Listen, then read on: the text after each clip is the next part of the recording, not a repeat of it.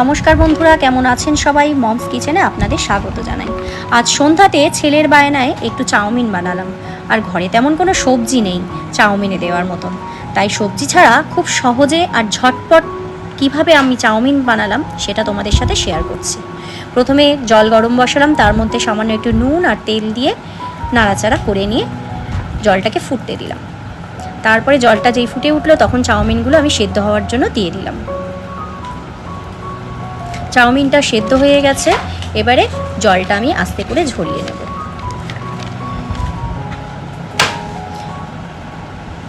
জলটা ঝরিয়ে নিয়ে ঠান্ডা জল দিয়ে আমি চাউমিনটাকে ধুয়ে নিলাম।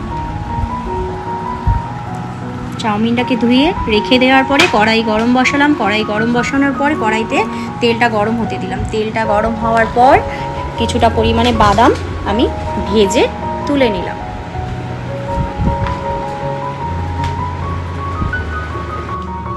তারপরে একে একে ডিম কড়াইয়ের মধ্যে দিয়ে দিলাম। তারপরে সামান্য একটু লবণ এবং সামান্য একটু গোলমরিচ ওই ডিমটার সাথে মিশিয়ে ভালো করে নাড়াচাড়া করে নিলাম। ডিমটা ভাজা আমার হয়ে গেছে। ডিমটা এবার অন্য একটা পাত্রে উঠিয়ে নেব।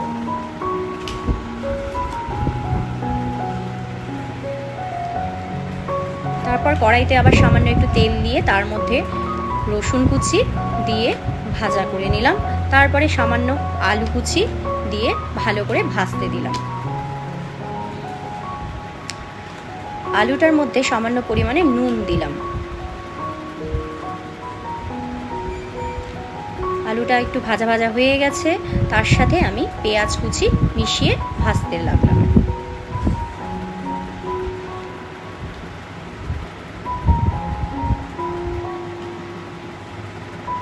পেঁয়াজটা ভাজা হয়ে গেছে, এবারে লঙ্কা কুচি দিয়ে ভেজে নিলাম।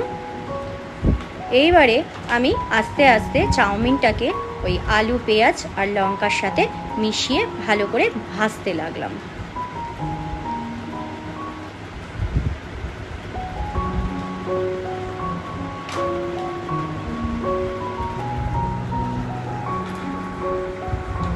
সামান্য পরিমাণে নুন দিয়ে দিলাম,